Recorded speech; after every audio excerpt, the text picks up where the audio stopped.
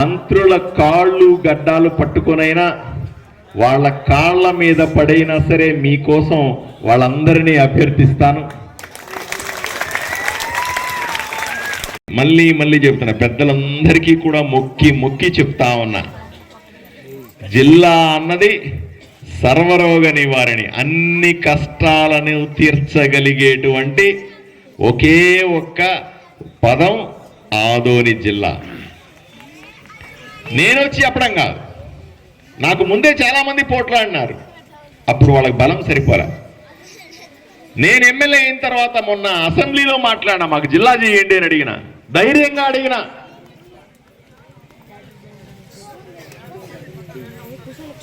ఆలోచన చేస్తాం, కానీ ప్రజల్లో సెంటిమెంట్ ఉంది, ప్రజలకుంది, ప్రజల కడుపులో బాధ ఉంది. దాని పైకి చెప్పేవాడు లేకపోవడం వల్ల నేను పూనుకోవాల్సి వచ్చింది. అయ్యా, మీ అందరికీ ఈరోజు హామీ ఇస్తా ఉన్నా, స్పష్టంగా చెప్తా ఉన్నా, పెదతుమ్మలం మండలం కావాల్సిందే. పెదతుమ్మలంతో పాటుగా పెదహరివాణం, ఇంకొక 2 మండలాలు, 4 మండలాలు తప్పనిసరిగా ఆదోనికి కావాలా. ఆదోనిని 100కు 100% జిల్లా చేయాల్సిందే. ఈ మాట మీద నిలబడతారా అని మిమ్మల్ని అందరినీ అడుగుతా ఉన్నాను.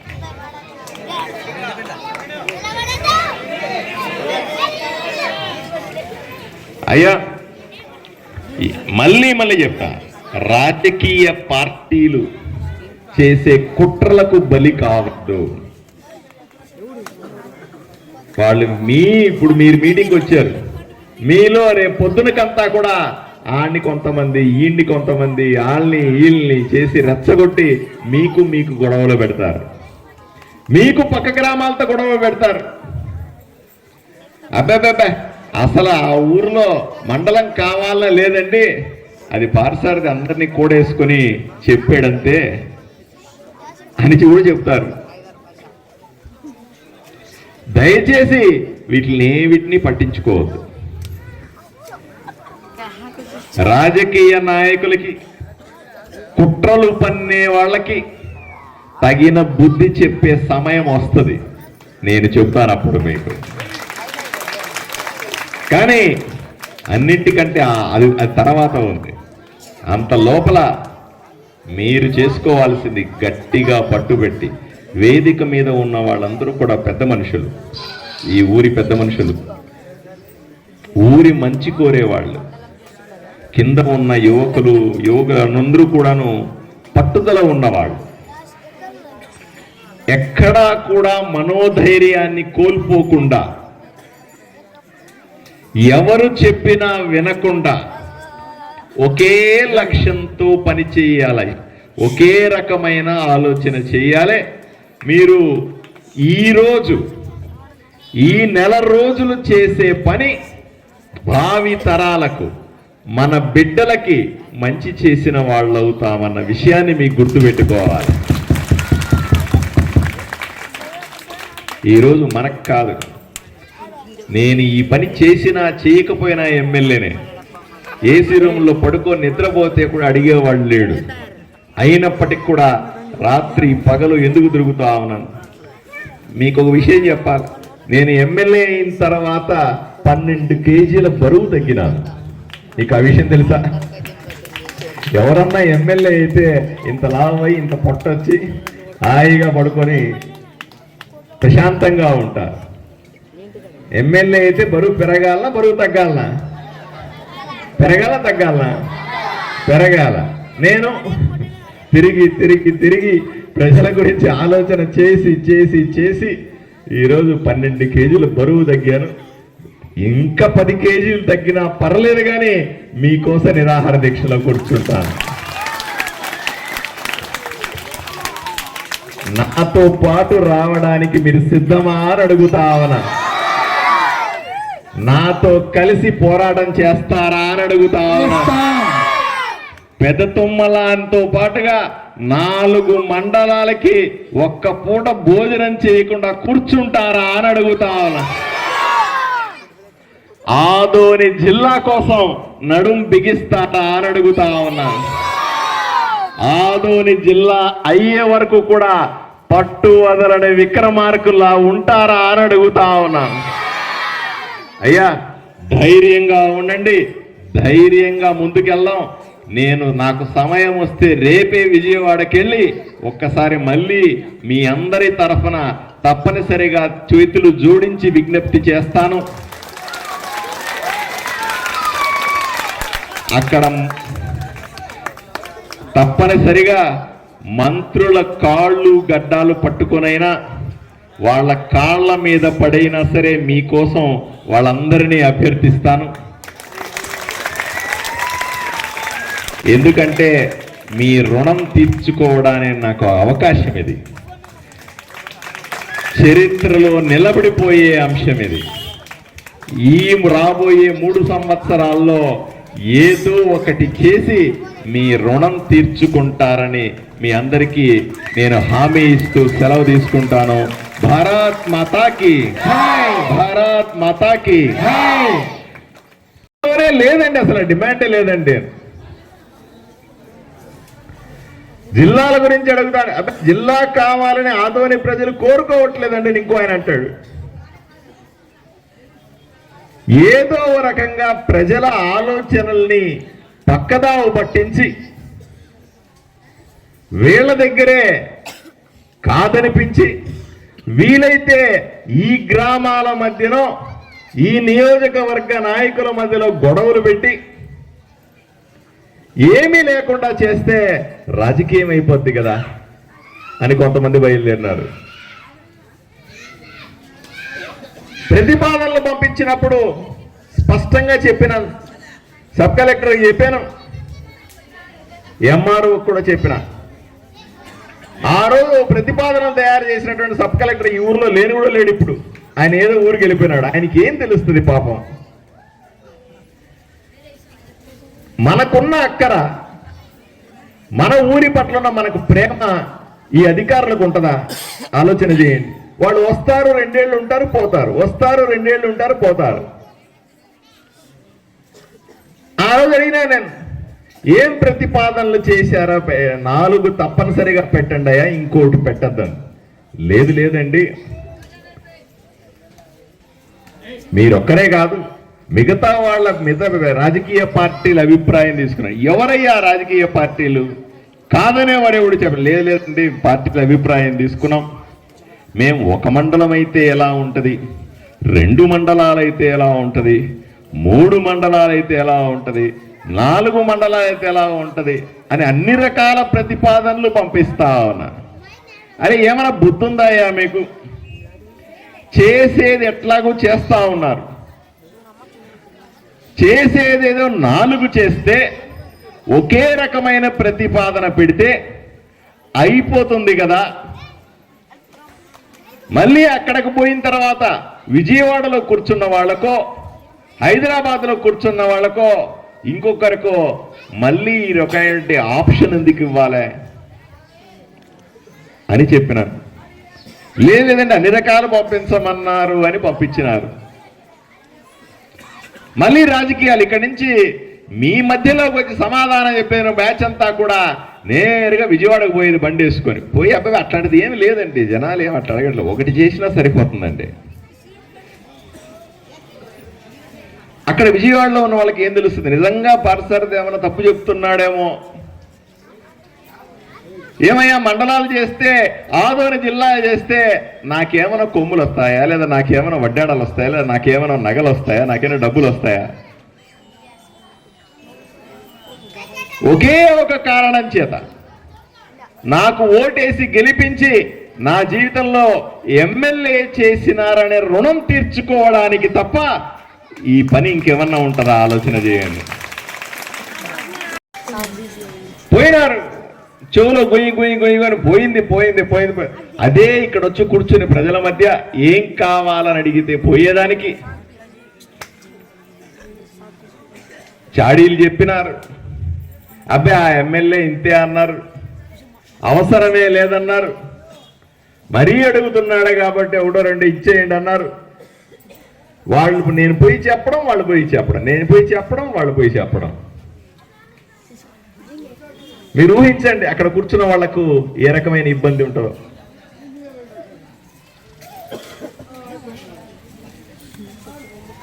ఇవన్నీ కూడా భరించి కూడా నేను ఒకే మాట మీద నోటిఫికేషన్ ఇచ్చినారు. నోటిఫికేషన్ ఒకే మండలానికి ఇచ్చి 1 నెల రోజుల సమయం ఇచ్చి ప్రజాభిప్రాయ సేకరణ చేయమని చెప్పినారు. మీరు అనుకుంటున్నారేమో మండలం ఒకటే అయిపోలేదు, నెల రోజుల సమయం ఉంది, పూర్తి కాల.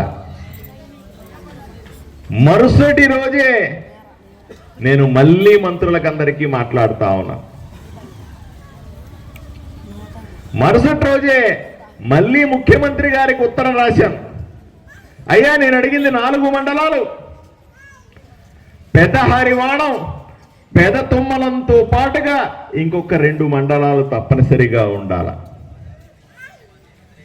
అని స్పష్టంగా చెప్పినాను. ఆదోనిని జిల్లా కావాలని చెప్పినాను.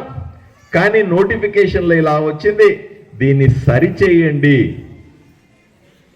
అని మళ్ళీ ముఖ్యమంత్రి గారికి, మళ్ళీ మంత్రి గారికి ఉత్తరం రాశాను.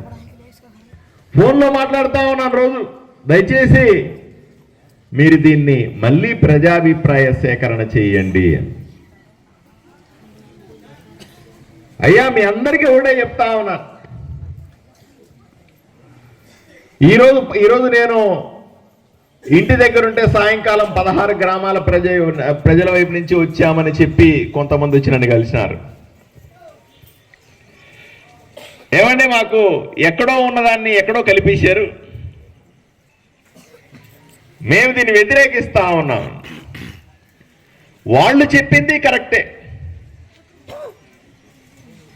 ఒక మండలాన్ని కూడా చక్కగా చుట్టుపక్కల ఏ గ్రామాలు ఉన్నాయని తెలియని వాడు గ్రామాల గురించి రాసి పంపిస్తే ఇలాగే ఉంటది. ఎవరో అధికారి, నేను చెప్తానే ఉన్నా, అయ్యా గ్రామాలకు పోవాలా, విభజన చేసేటప్పుడు తప్పనిసరిగా గ్రామ పెద్దల్ని కలవాలా, అన్ని పార్టీ వాళ్ళని కలుపుకొని పోవాలా. ఇది మా ఇంట్లో పెళ్లి కాదు, వాళ్ళ ఇంట్లో పెళ్లి కాదు, ప్రజలకు సంబంధించిన అంశం. ప్రజల ముందు పెట్టాలా, ప్రజల ఆమోదం తీసుకోవాలి. ఎక్కడెక్కడన్నా చిన్న చిన్న ఇబ్బందులు ఉంటే వాళ్ళకి సర్ది చెప్పాలా. ఇవన్నీ చేసిన తర్వాత విభజన నోటిఫికేషన్ ఇస్తే ఇబ్బందులు లేకుండా ఉంటాయి.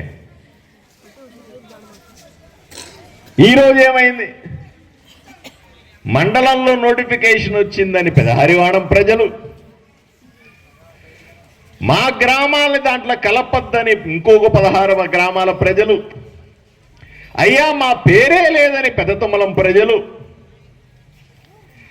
ఎక్కడ పోతామో ఏం తెలియక మాకు ఏమీ వద్దు మొర్రో అని ఇంకో కొంతమంది.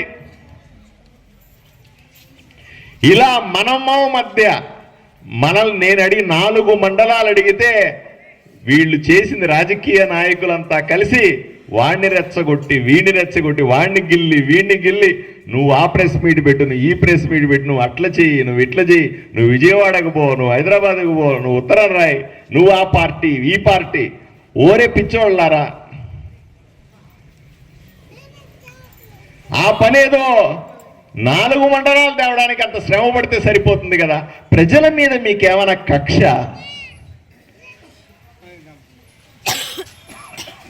ఇదే కష్టం, ఈ రాజకీయాలు చేసే కష్టం, కుట్రలు చేసే కష్టం, గ్రూపులు చేసే కష్టం, జనాల్ని ఏదో రకంగా రెచ్చగొట్టే కష్టం. ఈ కష్టం ఏదో మండలాల కోసం పడితే అందరూ ఒక్క మాట మీదకొస్తే 4 మండలాల పరిగెట్టుకొని రావా?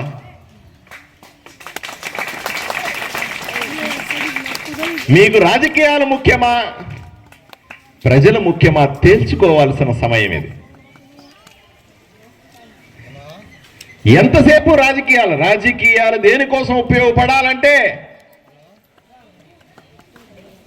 ప్రజలకు మంచి చేయడానికి ఉపయోగపడాలి రాజకీయం అన్నది. ప్రజలను అణిచిపెట్టడానికి కాదు, ప్రజలను దోచేయడానికి కాదు. అమాయకమైన ప్రజలు భయపడుతూ ఉంటారు, ఆశగా ఉంటారు, ఏదో చేస్తాడనే గుప్పెడు మంచి ఆలోచనతో ఉంటారు, ఎదురు చూస్తూ ఉంటారు. దాన్ని కాదని ఈరోజు ఇన్ని రాజకీయాలు అవసరమా అని అడుగుతా ఉన్నాను. ఆదోని ప్రజలందరినీ ఒకే రిక్వెస్ట్ చేస్తాను, ఒకటే అభ్యర్థిస్తా ఉన్నాను, చేతులెత్తి మొక్కి అభ్యర్థిస్తా ఉన్నాను. అందరూ ఒకే మాట మీదకి రండి, ఒకే మాట మాట్లాడండి. ఎవ్వరూ కొట్టుకోవాల్సిన పని లేదు, ఎవరు ఒకరినొకరు దూషించుకోవాల్సిన పని లేదు, వాళ్ళకొద్దు వీళ్ళకొద్దు అని మాట్లాడాల్సిన పని లేదు. అందరూ ఒకే మాట మీద ఉందాం. 4 మండలాలు ఆదోని జిల్లా అనే ఒక్క మాట మీద నిలబడితే సాధించుకొచ్చే బాధ్యత నేను తీసుకొని వస్తాను. 4 గంటలు పడుతుంది. ఏ ఊర్లో అట్లా ఉండదు పరిస్థితులు, ఏ జిల్లాలో కూడా అట్లా పరిస్థితులు లేవు. మహా అంటే 1-2 గంటల్లో జిల్లా కేంద్రానికి వెళ్ళిపోతారు. మన చూడండి ఎంత భయంకరం. 3 గంటలు పడుతుంది. ఇంకేదైనా చిన్న చిన్న బండ్లు అవి ఆగిపోతే ఎక్కువ కూడా పట్టేస్తుంది. రోడ్డు చూడండి ఎంత భయంకరంగా ఉంటుందో. మొత్తుకుంటా ఉన్నా నేను ఎమ్మెల్యే అయిన దగ్గర నుంచి. అలా ఇది ఆదోనికి మాత్రమే కాదయ్యా, ఆలూరుకు రావాలన్నా, పత్తికొండకు రావాలన్నా, మంత్రాలయం రావాలన్నా, ఎమ్మిగనూరుకు రావాలన్నా, ఆదోని ఏ ఊరికి పోవాలన్నా సరే కర్నూలు నుంచి ఒకే రోడ్డు మీద రావాలా. అంత వాహనాలు, దానికి డివైడర్ కూడా లేదు. గ్రామీణ ప్రాంతాల్లో ఉన్నట్టు 42 గ్రామాల్లో 130,000 మంది జనాభా ఉన్నారు.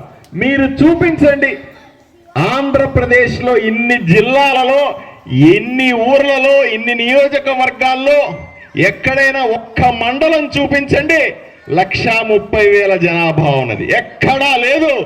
మాకు మాత్రమే ఈ దౌర్భాగ్యం ఏమిటండి అని స్పష్టంగా అడిగినాను. మీరు నమ్ముతారో లేదు, చాలా మంది మంత్రులు సభలో నన్ను అడిగారు, నిజంగా మీ ఊర్లో 130,000 మంది ఉంటారా ఒక మండలంలో అని అడిగినారు. అంటే అప్పటిదాకా ఎవరు చెప్పిన పాపాన పోలా. అంతెందుకు ఆలోచన చేయండి. మనకు స్వాతంత్రం 1947వ సంవత్సరంలో వస్తే అప్పటి నుంచి ఇప్పటిదాకా 76 సంవత్సరాలుగా ఎవరు కూడా నోరెత్తి 4 మండలాలు కావాలని అడిగారా అని అడుగుతా ఉన్నా. నేను అడిగాను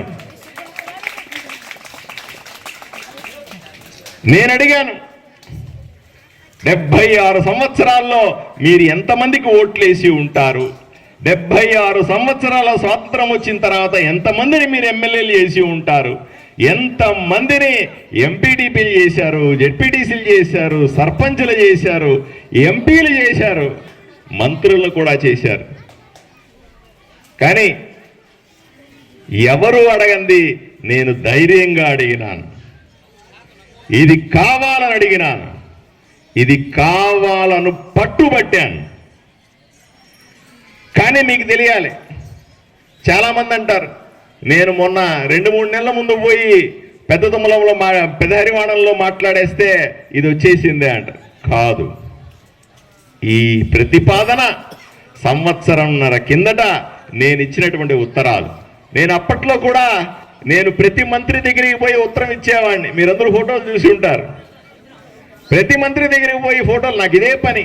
మంత్రి దగ్గరికి పోయేది, పేపర్లు ఇచ్చేది, మంత్రి దగ్గరికి పోయేది, పేపర్లు ఇచ్చేది, రకరకాల పేపర్లు ఇచ్చినాను.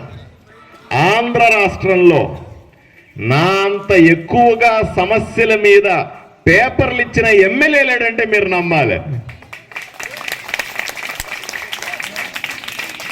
సుమారుగా 460 ఉత్తరాలు మంత్రులకు, ముఖ్యమంత్రి గారికి, కేంద్ర మంత్రులకు ప్రధానమంత్రికి రాసిన ఘనత రాది. అప్పుడంతా నవ్వారు, ఏంటి ఇంక ఇదే ఫోటోలు పిచ్చుందేమో, పేపర్లు ఇచ్చుకుంటున్నాడు, పేపర్లు ఇచ్చి ఫోటో దిగుతాడు, ఫేస్బుక్లో పెడతాడు అని నవ్వారు. వెకిలి మాట్లాడినారు, నన్ను నవ్వుల పాలలాగా మాట్లాడినారు. అయినా నేను బాధపడలే. నాకు తెలుసు నేనిచ్చే పేపర్ ఎక్కడికి పోతుందని, నేనిచ్చే పేపర్కి పవర్ ఎంత ఉంటుందో నాకు బాగా తెలుసు. అందువల్లే ప్రతి ఒక్క పేపర్ని ఫాలో చేసుకున్నాను. మండలాలకు సంబంధించిన అంశాన్ని కూడా నేను ఫాలో చేసుకుంటే సంవత్సరం. ఏమయ్యా మీరు ఆలోచన చేయండి, ఒక పేపర్ మీరు ఇక్కడ సచివాలయంలోనో విఆర్ఓకు ఇస్తే అది ఎంఆర్ఓ దగ్గరికి పోయి, సబ్ కలెక్టర్ దగ్గరికి పోయి, కలెక్టర్ దగ్గరికి పోయి, సెక్రటరీ దగ్గరికి పోయి, మంత్రి దగ్గరికి పోయి, ముఖ్యమంత్రి దగ్గరికి పోవాలంటే ఎన్ని రోజులు టైం పడుతుంది చెప్పండి మీరు. అలా నేను ఇచ్చిన పేపర్ తిరిగి తిరిగి తిరిగి తిరిగి మెల్లిగా ఆదోని సబ్ కలెక్టర్ దగ్గరికి వచ్చి అక్కడ ప్రజాభిప్రాయ సేకరణ చెయ్యండి అని గత నెలలో ఉత్తర్వులు వచ్చినాయి. సందర్భం కూడా కొన్ని చోట్ల జిల్లాలు చేస్తూ ఉన్నారు. ముఖ్యమంత్రి గారే హామీలు ఇచ్చినటువంటి జిల్లాలు, కొన్ని చోట్ల మండలాలు విభజిస్తూ ఉన్నారు. ఈ సందర్భంలో ఇది కూడా చెయ్యమని అడిగినారు. దీన్ని కూడా ప్రజాభిప్రాయ సేకరణ చేయమన్నారు, చేసి పంపించినారు. ప్రజాభిప్రాయ సేకరణ కూడా చాలా స్పష్టంగా చెప్పినాను నేను. 4 మండలాలు ఉండాల్సిందే, ఆదోనిని జిల్లా చేయాల్సిందే,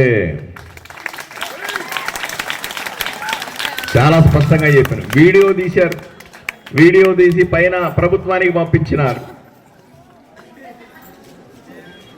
ఆ రోజు మీకు కొన్ని విషయాలు చెప్పాల్సిన అవసరం కూడా ఉంది. ప్రజాభిప్రాయ సేకరణ పూర్తయింది. 4 మండలాలకు సంబంధించి ప్రతిపాదనలు పంపించారని నేను రోజు సబ్ కలెక్టర్ గారిని, ఎంఆర్ఓని, కలెక్టర్ని అడుగుతా ఉన్నాను. ఏమండి ఏమంతవరకు వచ్చింది ప్రజాభిప్రాయ సేకరణ, మాది పెడతారా లేదా అని. ఇంత లోపల కొందరు రాజకీయ నాయకులు దూరారు దీంట్లోకి. పార్సారథికి మంచి పేరు వచ్చేస్తుందేమో, ఇవన్నీ నిజంగా ఆయన అడిగినట్టుగా వస్తే, ఆయనకి పేరు వస్తే ప్రజల గుండెల్లో మిగిలిపోతాడేమో. అబ్బాయి అట్లా కుదరదుగా, మా రాజకీయాలు వేరే ఉంటాయి కదా. రాజకీయాలు కుట్రలు పన్నడం మొదలు పెడుతున్నారు. ఒక ఆయన అంటాడు, అబ్బాయి 4 మండలాలు అవసరమే లేదండి, నా ఎక్స్పీరియన్స్ అంతా.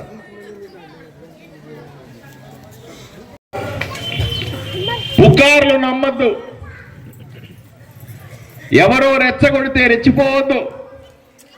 లక్ష్యం స్పష్టంగా ఉండాలి, ఆలోచన కుదురుగా ఉండాలి, పార్టీలకు అతీతంగా. నేను చాలాసార్లు చెప్తాను, ఎలక్షన్ల వరకే పార్టీలు, ఎలక్షన్ల తర్వాత పార్టీలనే ఉండకూడదని నమ్మే వ్యక్తిని నేను. జిల్లా సాధించుకోవడానికి, మండలాలు సాధించుకోవడానికి తప్పనిసరిగా అన్ని పార్టీలు ఏకం కావాలి. అందరూ ఒక మాట మీదకి రావాలి, ఎవరిని వ్యతిరేకించొద్దు. ఆ గ్రామంలో ఉన్న ప్రజలు 4 మండలాలు ఒకసారి ఆలోచన చేయండి. ఎటు పోయినా, ఎటు తిరిగినా 4 కిలోమీటర్లలో మనకు మండల కేంద్రం ఉంటుంది. చాలా మంది అడిగినా చెప్పినారు, తమ్ముళ్ళు చెప్పినారు, పెద్దలందరూ కూడా మాట్లాడి చెప్పినారు, ఎందుకు మండలం? మండలం ఉంటే అధికారులు ఉంటారు, మనకు పరిపాలన ఉంటుంది. ఒక తమ్ముడు చెప్పినాడు, స్కూల్లో పిల్లలు 10వ తరగతికి ఆగిపోతా ఉంటే ఆడబిడ్డలు కాలేజీకి వెళ్ళలేకపోతున్న పరిస్థితి. మండలానికి ఒక కాలేజీ పెడితే తప్పనిసరిగా ఇక్కడ కాలేజీ వస్తుందా లేదా?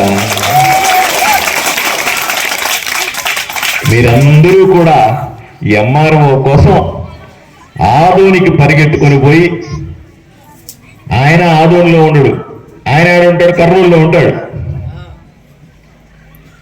ఆడు దొరక్క విని వినక వాళ్ళకి చిన్న చూపు. మన గ్రామం నుంచి వెళ్తే చిన్న చూపు, ఎవడు చిల్లరిస్తారని చూసుకుంటుంటారు. పట్టించుకునేవాడు ఉన్నాడు. రెవెన్యూ పనులు ఒకటి కూడా కావు. ఎంతో మంది ప్రజలు నన్ను వచ్చి ప్రజా దర్బార్లో కలుస్తా ఉంటారు. ఇక్కడ మండల కేంద్రం ఉంటే ఎంఆర్ఓ ఇక్కడే ఉంటాడు.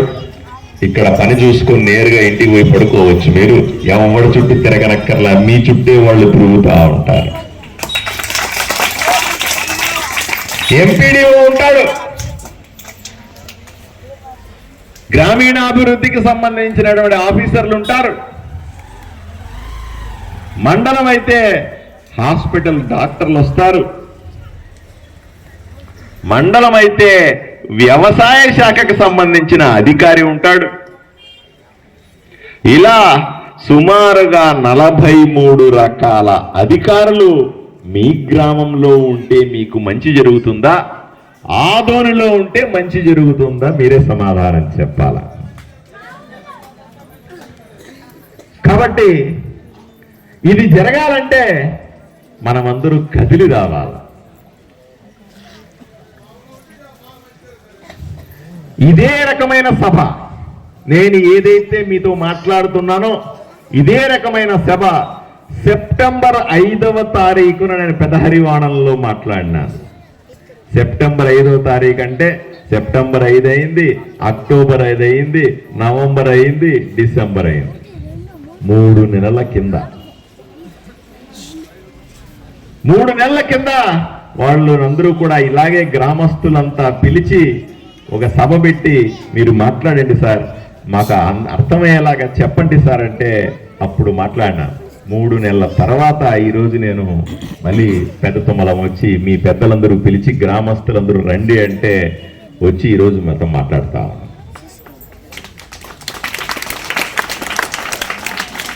మీరు అనుకోవచ్చు కూడా మీరు అప్పుడు మాట్లాడలేదు కాబట్టి ఆగిపోయింది. ఏ రోజు కూడా మీరు ఒక్కసారి నేను పెదహరివాణంలో మాట్లాడినటువంటి ప్రసంగాన్ని నా యూట్యూబ్లో ఉంటుంది, నా ఫేస్బుక్లో ఉంటుంది, ఒకసారి చూడండి. పెదహరివాణంలో కూడా స్పష్టంగా చెప్పినాను నేను 4 మండలాలు కావాలా, దాంట్లో పెద్ద తొమ్మలం కూడా ఉండాలా అని ఆ రోజే చెప్పిన. మీరు అడిగినా అడక్కపోయినా, మీ పెద్దలు నాకు వచ్చినా రాకపోయినా, ఈ దండలు వేసినా వేయకపోయినా ఒకటిగా భావించి నేను ఆ రోజు నుంచి పోట్లాడతా. ఒకరు చెబితే మీ గురించి పోట్లాడలే, మీరు దండలేస్తే మీ గురించి ప్రసంగం చేయలే, మీరు శాలువ కప్పితే నేను సంతోషపడలా. నా బాధ్యత నేను పెద్ద తొమ్మలంకు చేయాల్సింది ఇది అని స్పష్టంగా ఆలోచన చేసుకుని చేస్తున్న ఫలితం. మీ అందరికీ కూడా నేను ఒక విజ్ఞప్తి చేస్తాను. చేస్తారా? నేను చెప్పింది చేస్తారా అని అడిగాను. చేస్తారా అని అడుగుతున్నా. నా కోసం ఒక్క పూట భోజనం మానేస్తారా? మీతో పాటు కూడా నేను కూడా భోజనం మానేస్తాను. అయ్యా ఒక్కసారి ఆలోచన చేయండి. ఊరంతా ఒకటి, 7,000 మంది, ఇక్కడ 7,000 ఓట్లు ఉన్నాయి. దాంతో పాటుగా మిగతా కూడా ఉంటారు, ఓట్లు కాని వాళ్ళు కూడా చాలా మంది ఉంటారు. ఇక్కడ సుమారుగా పెద్ద గ్రామం ఇది. ఆదోనిలో పెద్ద గ్రామాలు తీసుకుంటే మొట్టమొదటి వచ్చేది పెద్ద తొమ్మలం. అత్యంత శక్తిమంతులు పెద్ద తొమ్మలంలో ఉన్నారు. అన్ని మతాలకు సమ ప్రాధాన్యత ఉన్నటువంటి గ్రామం ఇది. మంచి ఆలోచన ఉన్నటువంటి యువత ఉన్నారు ఇక్కడ. ఇన్ని ఉన్నవాళ్ళు 7,000 మంది ఒక్కసారిగా ఒక్క పూట భోజనం మానేస్తే ఏమవుతుందో తెలుసా? నా కోసం చేసి చూడండి, మండలం ఎందుకు రాదో చెప్తాను నేను. సాధారణంగా ఎమ్మెల్యే అంటే అధికారంలో ఉన్నాడు కాబట్టి ఎవరన్నా నిరాహార దీక్షల్లో కూర్చుంటే అక్కడికి పోకూడదు, మేము అధికారంలో ఉన్నాం కదా, మేము పోకూడదు అంట. కానీ ఆదోనిలో భీమా సర్కిల్లో మీరు చూడండి, ఎవరు నిరాహార దీక్ష కూర్చున్నా నేను పోయి కూర్చుంటాను వాళ్ళతో. ఏ డిమాండ్తో ఆ మధ్య కాలంలో మున్సిపల్ కార్మికులు కొంతమంది రోడ్డు మీద కూర్చోను, ఆ దారిలో పోతా ఉన్నాను నేను కారులో, అంతే. ఎందుకు కూర్చున్నారు వీళ్ళు అని అడిగాను. మున్సిపల్కి సంబంధించిన ఉద్యోగులండి అని చెప్పినారు. నేను వెంటనే కారు దిగి వాళ్ళసేపు కాసేపు కూర్చొని ఒక గంట వాళ్ళకి ధైర్యం చెప్పి, ఏమి కాదు, నేను ముఖ్యమంత్రికి ఉత్తరం రాస్తాను, నేను వ్యక్తిగతంగా కలిసినప్పుడు చెబుతానండి అని చెప్పాను.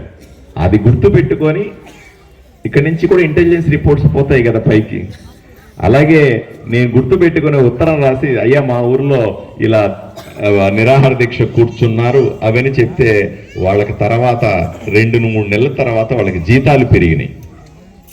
ఆ రకంగా పరిష్కారం అయింది. పెదహరివాన వాళ్ళు మొదలుపెట్టారు, మేము నిరాహార దీక్ష చేస్తామండి, మండలం కావాలని జిల్లా కావాలన్నారు. మొదటి రోజు పోయినాను, అడగండి కావాలంటే ఆయన్ని.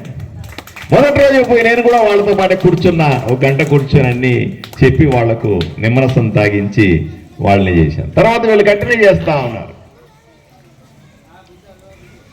అయ్యా, ప్రభుత్వానికి వ్యతిరేకంగా చేయాల్సిన పని లేదు, ప్రభుత్వానికి వ్యతిరేకంగా పోట్లాడాల్సిన పని లేదు. ముఖ్యమంత్రి చంద్రబాబు నాయుడు గారైనా ఉప ముఖ్యమంత్రి గారైనా సరే ప్రజల వైపు నుంచి మాట్లాడితే వింటారు. ప్రజలకు సంబంధించిన కష్ట సుఖాలు తెలిసిన వాళ్ళు. ఒకటే సమస్య, వాళ్లకు చెప్పే వాళ్ళు సరిగా ఉండకపోవచ్చు. ప్రజల్లో ఈ కోరిక ఉందని, ప్రజల్లో బలమైన సంకల్పం ఉందని